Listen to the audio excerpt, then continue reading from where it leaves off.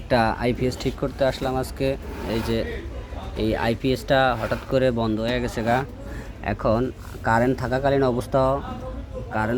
অবস্থাও আইপিএসটা চলে না, কিন্তু কারেন্ট অফ করে দিলে আইপিএসটা ঠিকই চলে। তার মানে ইনপুট আউটপুটে একটু সমস্যা আছে। হ্যাঁ, আমি দেখতে আসছি এটা, দেখি কি করা যায়। প্রাথমিক অবস্থায় আমি মোটামুটি চেক করার পরে কোনো সমস্যা পাই নাই। তারপর আমি এখানে এই যে আইপিএসের পিছনে যে 3 পিন যে প্লাগটা আছে, এই প্লাগের পিছনে আমি টেস্টার শো করে দেখি যে কোনো লাইন পাস হয় না।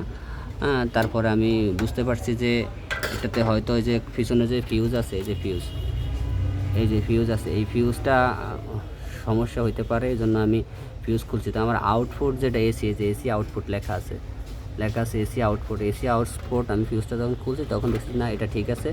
কারেন্টের আইপিএস যেটা, এই আউটপুট যেটা, সেটা ঠিক আছে। হ্যাঁ, তারপর আমি পরবর্তী যে ফিউজটা দেখছি, ওই ফিউজটা কাটা, আমি অলরেডি দোকানে ফাটাইয়া দিছি এটা পাল্টায় নিয়ে আসার জন্য।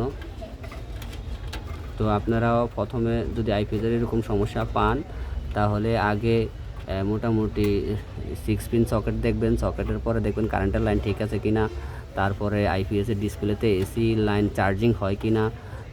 তারপরেও যদি আপনার লাইন পাস না হয়, তাহলে অবশ্যই আপনারা আইপিএসের পিছনে যে ফিউজ থাকে, ফিউজটা খুলে দেখবেন। খুলে দেখলে হয়তো বা বেশিরভাগই ফিউজ কাটা যায়। আপনারা ইনশাল্লাহ অবশ্যই আইপিএসে কী সমস্যা দ্রুত সলভ করতে পারবেন। ঠিক আছে, তো আজকে এই ছোট্ট একটা কাজ আমি মোটামুটি আপনাদেরকে বোঝানোর চেষ্টা করছি। ইনশাল্লাহ দেখা হবে পরবর্তী আরেকটা ভিডিওতে। ওকে, আল্লাহ হাফেজ।